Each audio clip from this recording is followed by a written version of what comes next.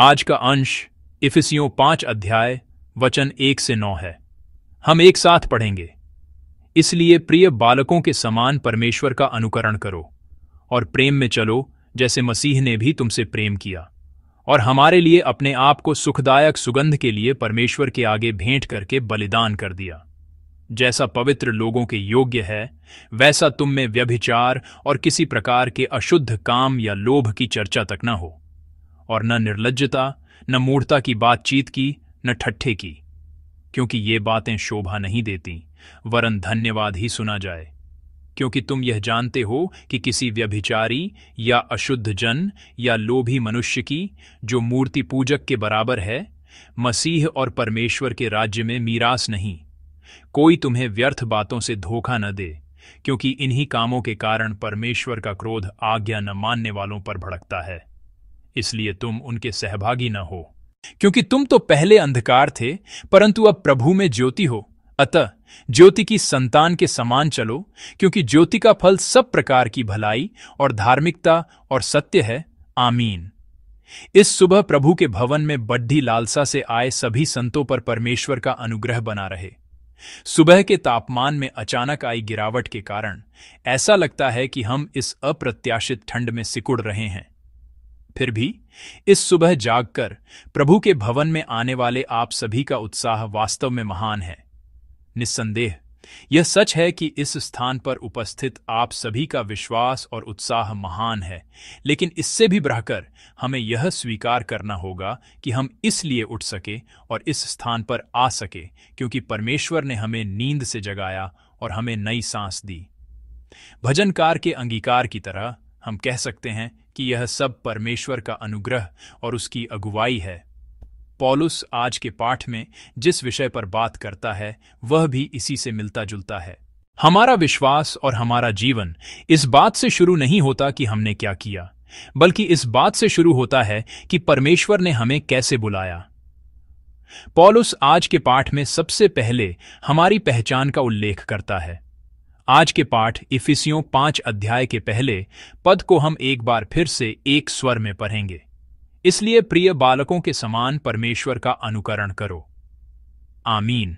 निस्संदेह यह वचन सीधे तौर पर यह नहीं कहता कि हम वे प्रिय बालक हैं जो परमेश्वर का अनुकरण करते हैं, बल्कि यह बालकों के समान की तुलना के माध्यम से दिया गया एक उपदेश है। लेकिन यह उपदेश इसलिए संभव है क्योंकि जैसा कि इफिसियों के शुरुआती अध्यायों में बताया गया है, हमारी पहचान पहले ही स्पष्ट रूप से घोषित की जा चुकी है। जैसा कि इफिसियों 1 अध्याय के 5 पद में लिखा है, और अपनी इच्छा के भले अभिप्राय के अनुसार हमें अपने लिए पहले से ठहराया कि यीशु मसीह के द्वारा हम उसके लेपालक पुत्र हों। और 2 अध्याय के 19 पद में, इसलिए तुम अब विदेशी और मुसाफिर नहीं रहे, परंतु पवित्र लोगों के संगी, स्वदेशी और परमेश्वर के घराने के हो गए। आमीन। अर्थात जैसा पौलुस इफिसियों की पत्री में लगातार बताता है, वह पहले यह घोषणा करता है कि हमारी पहचान परमेश्वर के बच्चों और परमेश्वर के घराने के सदस्यों के रूप में है, और फिर 5 अध्याय के पहले पद में वह हमसे उस पहचान के योग्य आचरण करने के लिए कहता है। इसका अर्थ यह है कि प्रिय बालकों के समान वचन कोई मांग नहीं है, बल्कि हम जो पहले से ही उस पहचान को धारण करते हैं उनके लिए एक उपदेश है कि हम अपनी इस पहचान को याद रखते हुए जीवन जी। प्रिय संतो, वास्तव में हमारे विश्वास की विफलता अधिकतर कुछ न कर पाने से शुरू नहीं होती। हमारे विश्वास की विफलता तब शुरू होती है जब हम यह भूल जाते हैं कि हम कौन हैं। जब हम यीशु मसीह के द्वारा परमेश्वर की संतान होने की अपनी पहचान को भूल जाते हैं, जब हम यह भूल जाते हैं कि हम परमेश्वर के घराने के सदस्य हैं, तब हमारे विश्वास की विफलता शुरू होती है। इसलिए चाहे हम कितनी भी सेवकाई क्यों न करें, चाहे हमारे कितने भी अच्छे कर्म क्यों न हों, यदि हम यह भूल जाते हैं कि हम परमेश्वर के प्रिय बच्चे हैं, तो हमें याद रखना होगा कि हम अंततः प्रेम के बजाय भय और विफलता के मार्ग पर आगे बढ़ेंगे। तो प्रिय भाई बहनों, अब अपनी किसी विफलता पर ध्यान केंद्रित करने के बजाय आइए हम परमेश्वर के उस प्रेम पर मन लगाएं जिसने हमें अपनी संतान बनाया। आइए हम परमेश्वर के उस प्रेम पर ध्यान केंद्रित करें जिसने हमें अपनी प्रजा बनाया। जब हम इस तरह प्रभु के प्रेम पर ध्यान केंद्रित करते हुए आगे बढ़ते हैं तो हम फिर से विश्वास की असफलताओं पर जय पाकर प्रभु के और निकट जा सकते हैं। प्रभु के नाम में मैं आपको आशीष देता हूं कि हम सब इस बात को स्मरण रखें। प्रेरित पौलुस लगातार ये बताता है कि जब हम अपनी असली पहचान को फिर से पा लेते हैं तभी हमारे कामों में भी सुधार होता है। आइए आज के पाठ इफिसियों 5 अध्याय के 2 पद को हम एक बार फिर से एक स्वर में पढ़ें। और प्रेम में चलो जैसे मसीह ने भी तुमसे प्रेम किया और हमारे लिए अपने आप को सुखदायक सुगंध के लिए परमेश्वर के आगे भेंट करके बलिदान कर दिया। आमीन। इस वचन में आए प्रेम शब्द को केवल एक भावना समझने के बजाय इसे एक दिशा के रूप में समझना अधिक उपयुक्त होगा। यदि हम प्रेम को एक दिशा के रूप में देखें तो हम इसे इस तरह समझ सकते हैं। यीशु मसीह को जानने से पहले हमारे प्रेम की दिशा दूसरों की ओर नहीं बल्कि स्वयं की ओर थी। इसीलिए पाप को आत्म केंद्रितता भी कहा जाता है। परमेश्वर से प्रेम करने के बजाय स्वयं से प्रेम करना ही पाप है। यही हमारे प्रेम की स्वाभाविक दिशा थी। लेकिन हमारे प्रेम की दिशा के विपरीत प्रभु का प्रेम हमेशा स्वयं को खाली करने और स्वयं को बलिदान करने वाला प्रेम था। उसकी दिशा पूरी तरह से हमारी ओर थी। पौलुस प्रभु के इस प्रेम को परमेश्वर को अर्पित एक सुगंधित भेंट और बलिदान के रूप में बताता है। अर्थात मसीह का प्रेम केवल दूसरों की ओर निर्देशित नहीं है बल्कि यह आत्मत्याग का एक संकल्प है और परमेश्वर को अर्पित एक आत्मिक कार्य भी है।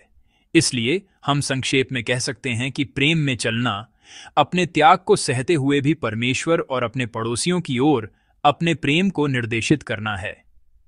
प्रेम की यह दिशा उस व्यक्ति के लिए है जिसने परमेश्वर की संतान होने की अपनी पहचान को फिर से पा लिया है और उसे महसूस किया है।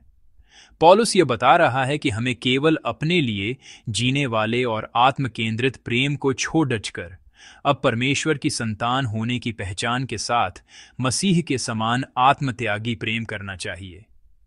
ऐसा प्रेम जो पड़ोसियों की ओर बढ़े और परमेश्वर के लिए एक सुगंधित भेंट और बलिदान के समान हो।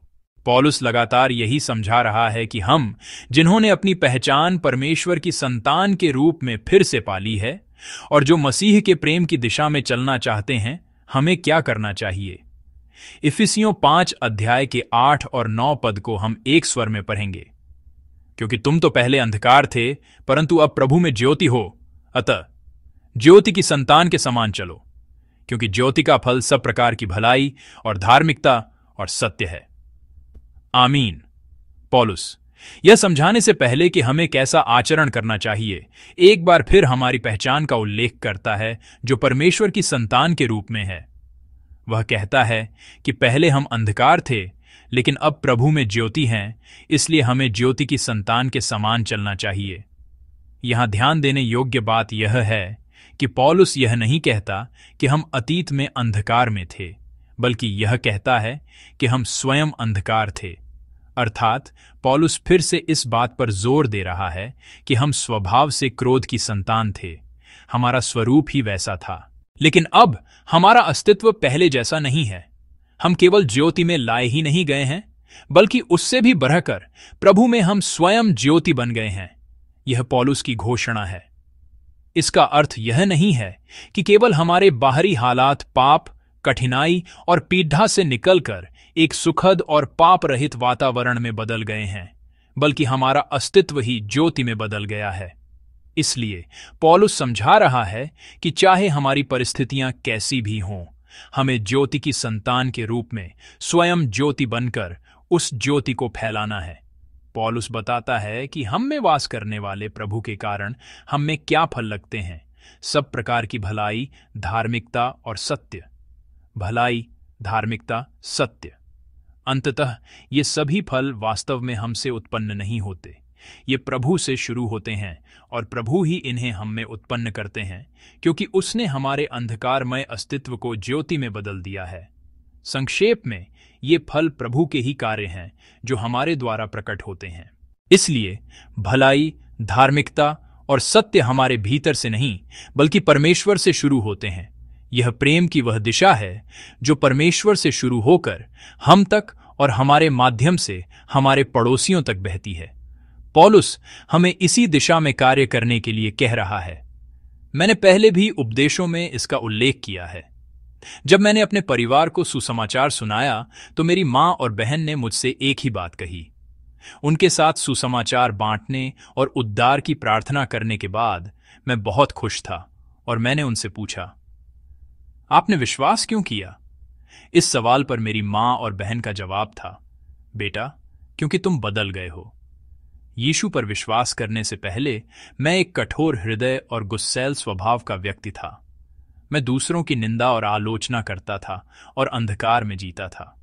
लेकिन यीशु पर विश्वास करने के बाद जो बड़ा बदलाव आया वह मेरे बाहरी माहौल में नहीं था, बल्कि मेरे जीवन में फल आने लगे थे। सबसे पहले मेरी भाषा बदलने लगी, मेरा व्यवहार बदलने लगा, मेरा चेहरा बदलने लगा और मेरा पूरा स्वभाव ही बदल गया।